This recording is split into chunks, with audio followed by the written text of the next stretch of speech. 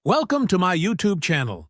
Please don't forget to subscribe, like, and share. So welcome back to our Architecture Review Series Practice Quiz, and this is now part 14 of our Building Technology Quiz. So instructions before proceeding with the quiz: it is best to get a piece of paper muna, cut lengthwise, and then write down numbers 1 to 30 so that when you are ready, you can now start with the quiz, and for every question, write down the corresponding letter of your best choice or answer from the multiple choice. And you will be given 10 seconds to finalize your answer. At the end of the quiz, count the total number of your correct answers and check your score rating. So if you are now ready, good luck.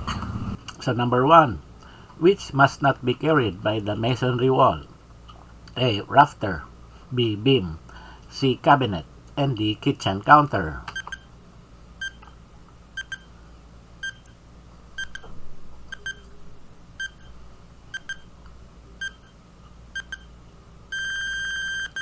And our correct answer is letter B. Beam. So a beam is a major structural element that must be supported by columns or load-bearing walls designed for such loads, not just an ordinary masonry wall. Masonry walls are typically used as partitions or enclosures and may carry light loads like cabinets, kitchen counters, or even the ends of rafters, but they are not intended to carry heavy structural loads like beams. Number 2. What is the most important innovation of the asphalt shingles? A. Moss resistant, B. Quick drying, C. Color doesn't fade, and D. It is cheap.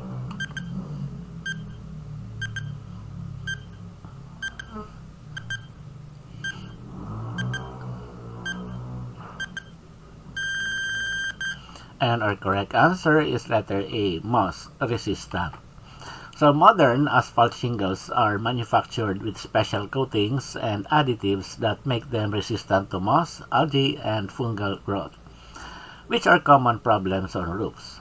While quick drying, color stability, and affordability are advantages, the key innovation lies in their moss and algae resistance, which greatly improves durability and reduces maintenance. Number 3. What is the asphalt shingles component that makes it waterproof? A. Asphalt, B. Clay, C. Silicone, and D. Cement.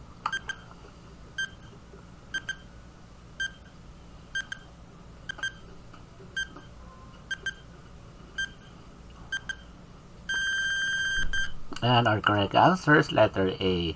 Asphalt. So asphalt is a petroleum-based material that acts as the primary waterproofing agent in the shingle, carrying a barrier that prevents water from penetrating the roof.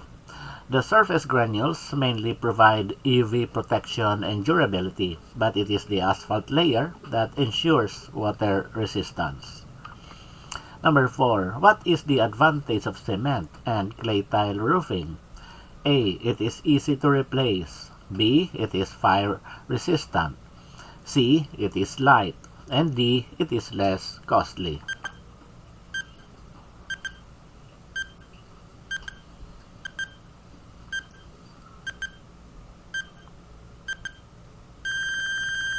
And our correct answer is letter B. It is fire resistant.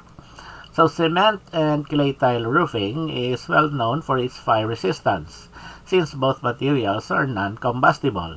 While they are heavy, more expensive, and not as easy to replace compared to lighter roofing, their major advantage is that they provide excellent protection against fire and have a long service life.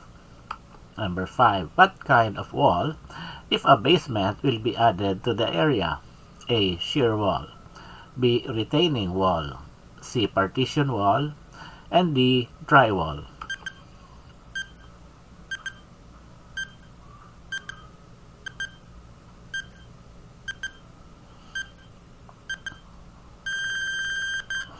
And our correct answer is letter B. Retaining wall.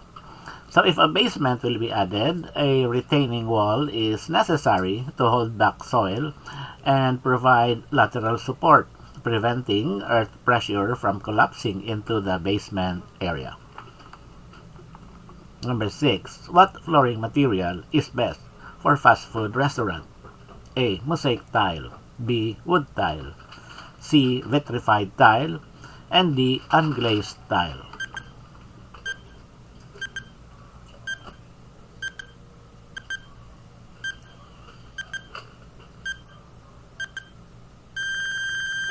And our correct answer is letter D, unglazed tile. For fast food restaurants, the flooring must be durable, slip-resistant, easy to clean, and able to withstand heavy foot traffic and spills.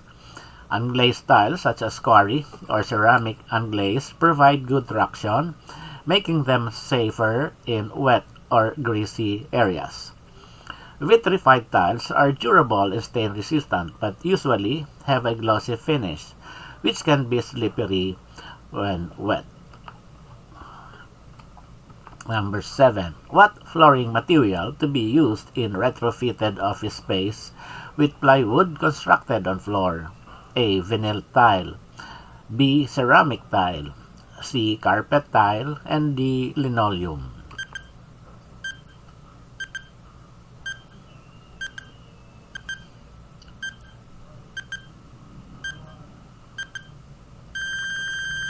And our correct answer is letter A, vinyl tile. So for a retrofitted office space with plywood flooring, vinyl tiles are the most suitable because they are lightweight and won't overload the plywood base. It is flexible, it can adapt to slight movements in the wood substrate. It is easy to install. It can be glued directly over plywood with proper preparation. And it is durable and easy to maintain and ideal for office use. Ceramic tiles are too heavy and rigid for plywood substrates, while carpet and linoleum are less durable for high-traffic office environments. Number 8. What kind of paint to use against molds, fungus, etc.? A. Latex. B. Acrylic. C. Polyurethane. And D. QDE.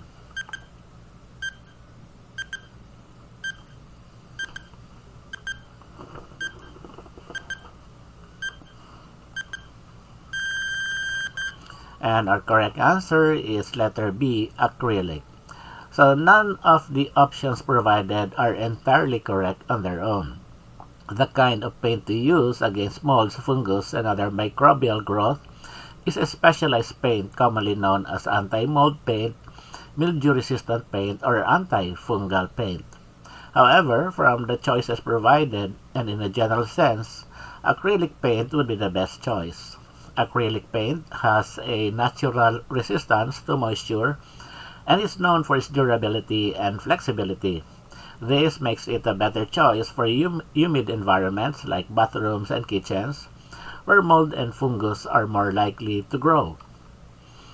For areas exposed to grease, stains, and frequent washing, like kitchen walls, near stoves, or bathroom trims, quick-dry enamel is better. However, it is not breathable and can trap moisture if walls are damp, which might encourage hidden mold behind the paint. So number 9. What is not a component in concrete?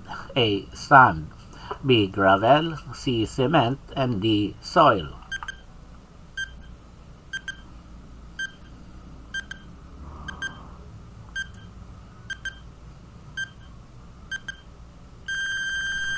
And our correct answer is letter D, soil.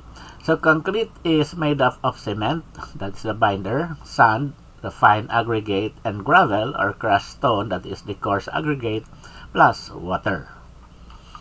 Number 10. What flooring is slippery when dusty?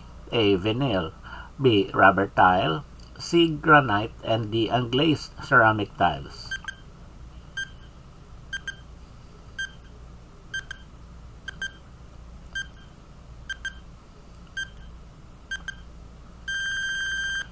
And our correct answer is letter C, granite. So granite flooring becomes slippery when dusty or wet because of its smooth, polished surface. Number 11. When is it best to use lason? A. When it is raining. B. When avoiding vegetation. C. If termites are present. And D. Natural fertilizer.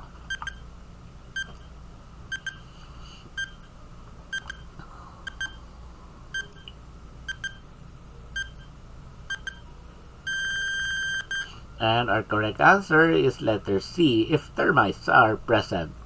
So LASON is termite chemical treatment, and it is best used when termites are present or as a preventive treatment before construction. It is applied to soil, wood, or structural members to protect a building against termite infestation. Number 12. As a project manager for a 3-story residence, you were told by the owner that he would like a finish on fence to still show the CHB. What would you tell your foreman or mason to tidy up? A. Soleras. B. Costellaje. C. Palitada. And D. Costura.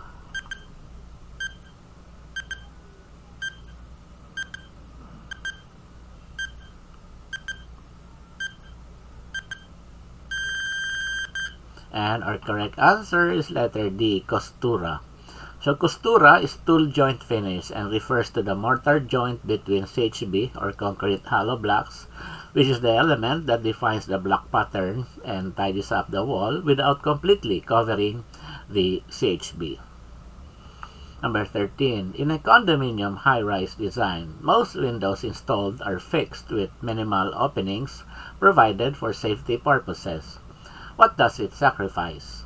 A. Comfort in line with proper ventilation. B. View. C. Cost. And D. Beauty.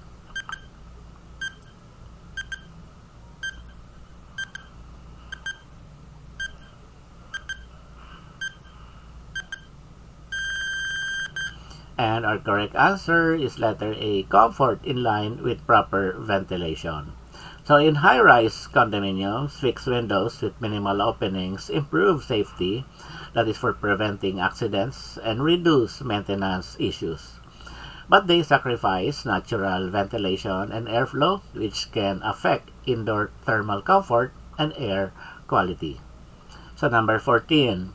In a condominium high-rise design, what special feature does the main entry door of the condominium have as an additional security feature? A. No duplicated key.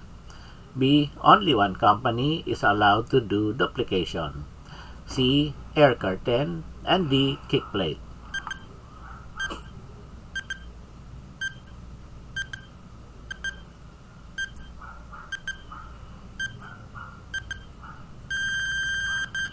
And our correct answer is letter B. Only one company is allowed to do duplication. So in high-rise condominiums, the main entry door often uses a restricted key system, meaning key duplication is controlled and limited to one authorized company. This provides an additional layer of security, preventing unauthorized copies of keys. Number 15. A kind of hinge that is used for a door between the main kitchen and the dining area. A. Pivot hinge. B. Drop leaf. C. Double-acting gravity hinge. And D. Continuous hinge.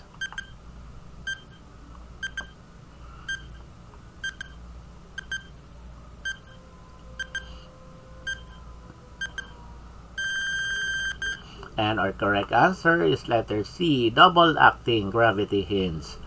So a double-acting gravity hinge is typically used for doors between the kitchen and dining area because it allows the door to swing in both directions and automatically return to the closed position. This is practical for busy areas where people are carrying trays or moving quickly, such as restaurants or home kitchens. Pivot hinge rotates on a pivot, not ideal for bi-directional swinging, and continuous hinge runs on the full height of the door, mainly for security and weight support. Number 16. What type of window admits 95% of air? A. Casement. B. Sliding. C. Awning. And D. Louvers with 150 mm width blades.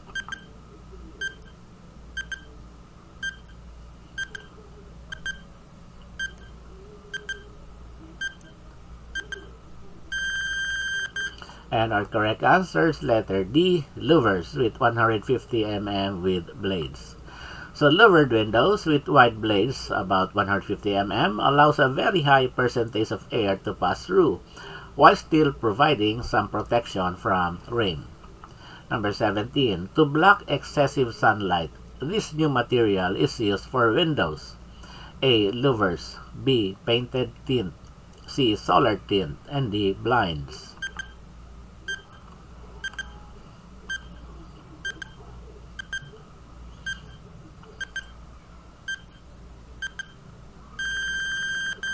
And our correct answer is letter C. Solar tint. So a solar tint or solar control film is a newer material applied to windows to block excessive sunlight, reduce heat gain, and improve indoor comfort. So ito yung nilalagay, no? Solar tint. Number 18. Which window is the easiest to clean? A. Awning. B. Sliding. C. Louvers. And D. Casement.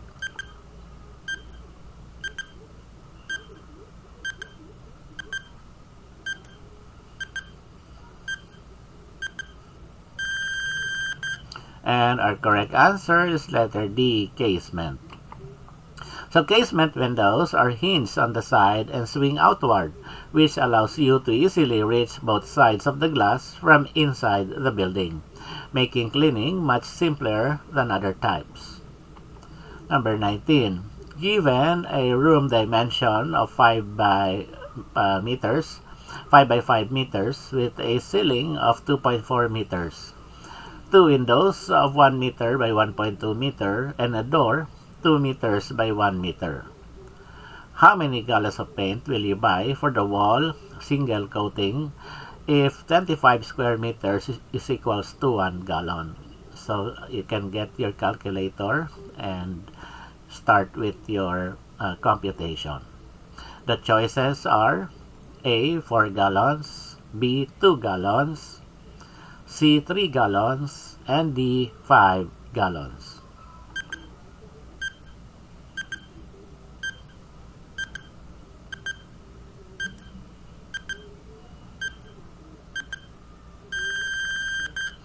And our correct answer is letter B, 2 gallons. So our wall area is 5 meters. So that will be 4 sides times 2.4 the height will give you a total of 48 square meters. And deduct the window and door area. So you have 2 windows times 1.2. And the door area is 2 by 1 for a total area of 4.4 square meters. So we deduct that from the wall area.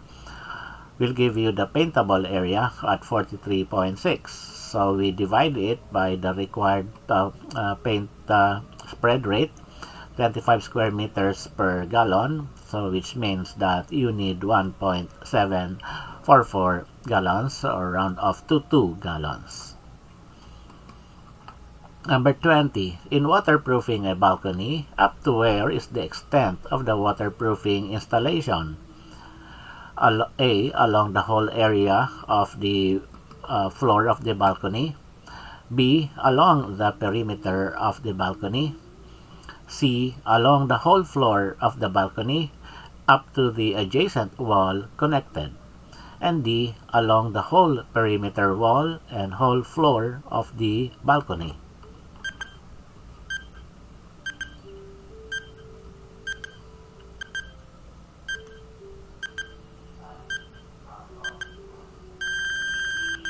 And our correct answer is letter C, along the whole floor of the balcony up to the adjacent wall connected. So in balcony waterproofing, the waterproofing layer must cover the entire floor and extend up to the walls that connect to adjacent structures to prevent water from seeping into the building. Number 21. Before setting up butterboards and staking, what activity is to be done first? A. Obtain supply of water and electricity. B. Verify monuments are in the correct position. C. Build quarters for workers and storage for materials. And D. Erect fence to cover the area.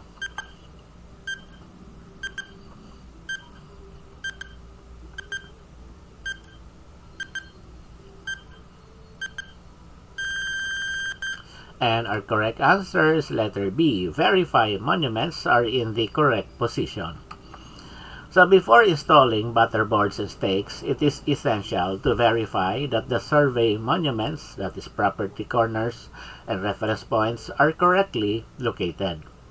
This ensures the building is laid out in the proper position, orientation, and dimensions according to the site plan. 22. Where should you start excavation?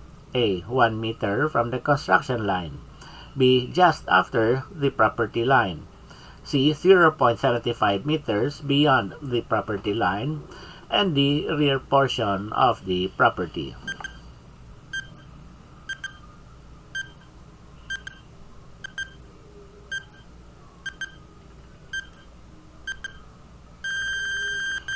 And our correct answer is letter D, rear portion of the property. So in practical construction, excavation often starts at the rear of the property so that soil can be moved forward or to designated spoil areas, especially in tight sites. However, from a layout and safety perspective, excavation must still respect the construction lines and property boundaries. That's why technically you start a safe distance, about 1 meter from the construction line, to avoid undermining the layout. Number 23. If the job site is sloping, where should you start excavation? A. At the rear. B. At the sides of the lot. C. At the front. And D. At the lowest elevation.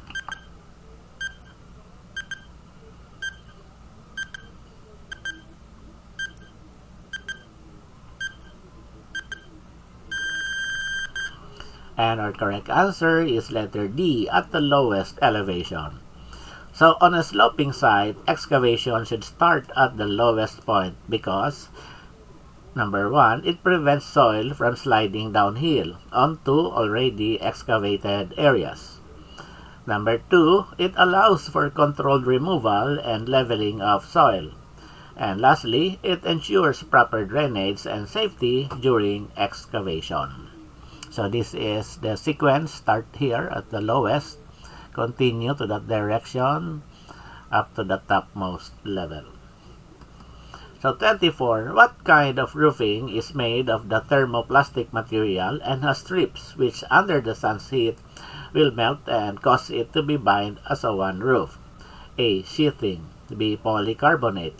C. Metal shakes. And D. Asphalt shingles.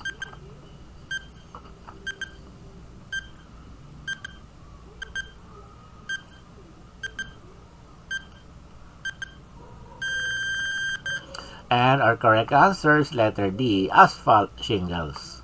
So asphalt shingles are a type of roofing material made from asphalt-coated strips that are topped with granules. When exposed to the sun's heat, the asphalt melts slightly, causing the shingles to stick together and form a single waterproof layer. This process creates a durable and weather-resistant seal for the roof. Okay, so number 25. What does the supplier of polycarbonate don't talk about their product and the architect should know? A. Color is unstable.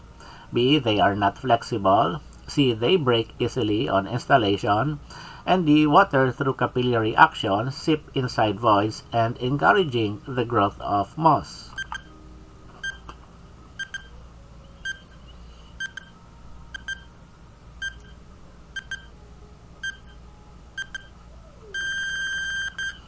And our correct answer is letter D, water through capillary action seep inside voids and encouraging the growth of moss. Suppliers often highlight the strength, lightness, UV resistance, and clarity of polycarbonate sheets, but they usually do not emphasize that moisture can seep into the hollow voids, that is in multi-wall polycarbonate, through capillary action. This trapped moisture encourages the growth of moss, algae, and dirt accumulation, which can stain and reduce transparency over time. That's why architects must specify proper sealing, installation slope, and ventilation to prevent this issue. 26. What is used for aluminum roofing consisting of the pinhead and a long shank? A. Blind rivet. B. Pin rivet, C. Bolt, and D. Tek screw.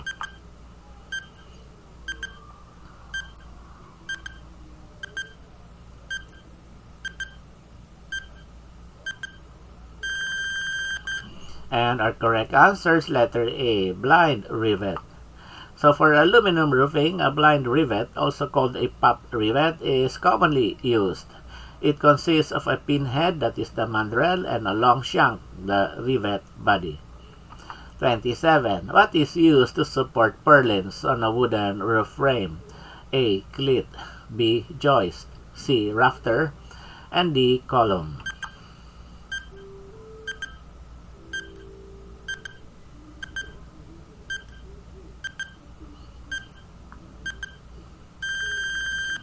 And our correct answer is letter C. Rafter. So in a wooden roof frame, the purlins, the horizontal members that carry the roofing sheets, are supported by rafters, that is the inclined structural members running from the ridge to the eaves. A cleat is a small block used for fastening or holding, not the main support for the purlins. So ito yung cleats sa mga purlins. Number 28. What are longitudinal members on top of cords supporting the roof? A. Purlins, B. Joist, C. Rafter, and D. Beam.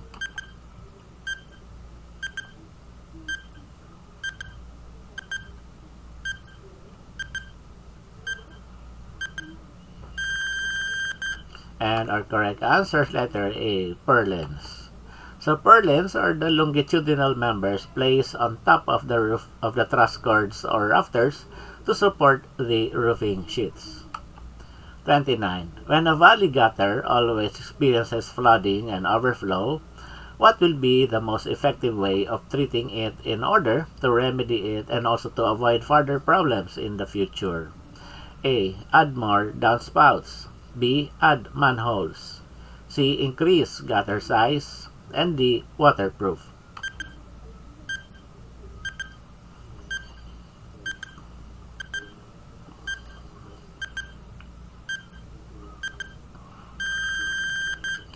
And our correct answer is letter C. Increase gutter size. So a valley gutter carries concentrated rainwater from two roof slopes. If it frequently floods and overflows, the problem is usually undersized capacity rather than just outlet quantity. Add more downspouts will help drainage, but if the gutter itself is too small, it will still overflow. Although the picture here is not a valley gutter, no? But the correct answer is increasing the gutter size. And lastly, number 30, what roof is ideal for a greenhouse? A. Shingles, B. Metal, C. Longspan GI, and D. Polycarbonate.